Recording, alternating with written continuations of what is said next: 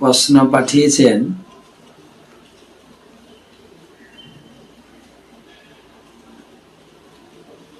প্রভু আমি হাওড়া জেলার জঙ্গলপুর থেকে সাধনা পাখিরা বলছি, আপনার চরণে শতকোটি প্রণাম জানাই। প্রভু আমরা স্বামী স্ত্রী আর 4 মাসের বেবি নিয়ে 2.5 জনের সংসার। আচ্ছা, আমাদের আর কেউ নেই। আমার ছোট বেবিকে সামলাতেই সারা দিন রাত কেটে যায়, ভগবানের সেবা করার কোনো সুযোগ নাই। প্রভু আমার কি করা উচিত আপনি যদি বলেন। ভগবানের সেবা তো করতেই হবে, বেবির জন্য নির্দিষ্ট সময়, নিজের শরীর চর্চার জন্য নির্দিষ্ট সময়, সেই সঙ্গে ভগবানের সেবা করার জন্য, ভগবানের চিন্তা, ভগবানের সেবা পূজা, এটা তো নিত্য কর্ম।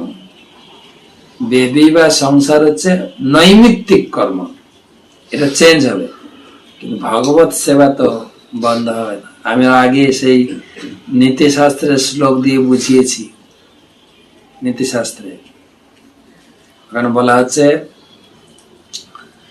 শতং বিহায় ভক্তব্যম, শত কাজ থাকলেও ঠিক টাইম মতো খেতে হবে। সহস্রম স্নানম আচরেত, 1000 কাজ থাকলেও স্নান ঠিক টাইমে করতে হবে। লক্ষ্য বিহায় দাতব্যম, আমার লক্ষ্য দায়িত্ব থাকলেও মন্দিরের যে সেবা পয়সা আমাকে দিতে হবে।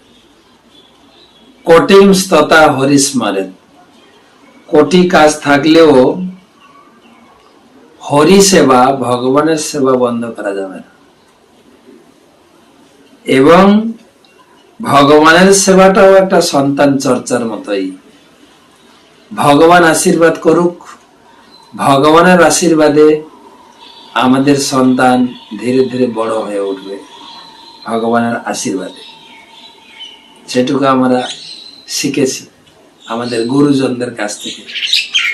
আমরা ছোটবেলায় স্কুলে পড়তাম না, সকালে উঠিয়ে আমি মনে মনে বলি সারাদিন আমি যেন ভালো হয়েছে, আদেশ করেন যা আমার গুরুজন, আমি যেন সেই কাজ করি ভালো। গুরুজন ভগবানের আশীর্বাদে আমরা এই জীবন যুদ্ধে ধীরে ধীরে বড় হয়ে উঠতে পারি।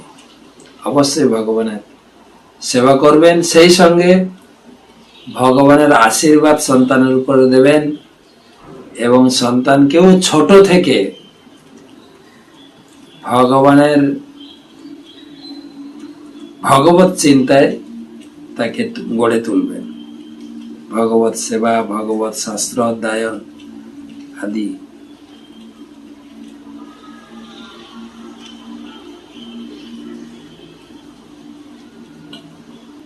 নদিয়া থেকে আকাশ, হরে কৃষ্ণ মহারাজ, আমার প্রশ্ন হচ্ছে যে মায়াপুরে যে রাধা ও কৃষ্ণ পঞ্চতত্ত্ব নৃসিংহদেব প্রভুপাদ আছেন, গায়ে যে পিদ বসন পরে মঙ্গল আরতি দর্শনার্থী, তা আমি প্রতিদিন চিন্তা করি, সেটা কি ভালো? আচ্ছা,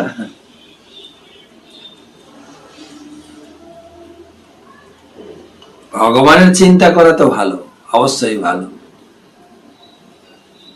কিন্তু সেই সঙ্গে আমি বলবো যে ভগবানের চিন্তা সেই সঙ্গে মাম অনুস্মর যুদ্ধ, গীতায় ভগবান বলছেন তোমার সমস্ত কাজের মধ্যে আমাকেও চিন্তা করবে। সুতরাং বাড়ির অন্যান্য যা দায়িত্ব আপনার আছে সেগুলোও করবেন, সেগুলো অবশ্যই করবেন। সামাজিকতা বজায় রাখবেন, পারিবারিকতা বজায় রাখবেন, সেই মাঝখানে আপনি ভগবত সেবা পূজা চিন্তাও করবেন। তাহলে আপনি সমাজে এটা মেনে চলতে পারবেন।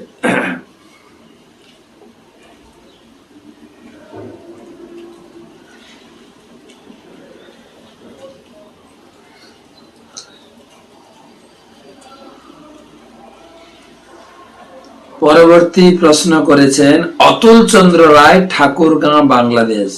প্রভু প্রণাম নেবেন। শ্রী চৈতন্য চরিতামৃত গ্রন্থে আদিলীলা 7 থেকে 5 শ্লোকের তাৎপর্যে বলা হয়েছে হরে কৃষ্ণ মহামন্ত্র কীর্তনে 10টি নাম অপরাধ রয়েছে, তাহলে আমি জানতে চাই যে হরে কৃষ্ণ মহামন্ত্র কীর্তন করে কি আমাদের নাম অপরাধ হচ্ছে?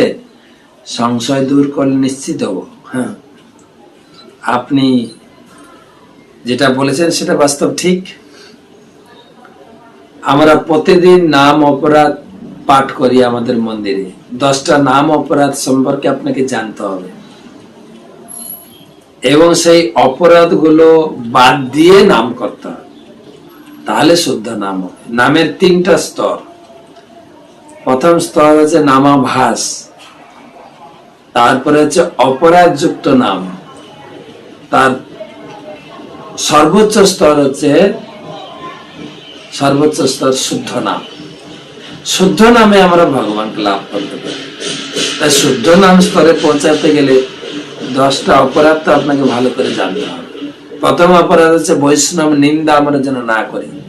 বৈষ্ণব নিন্দা করবো আর হরিনাম করব, নাম অপরাধ হয়ে গেল।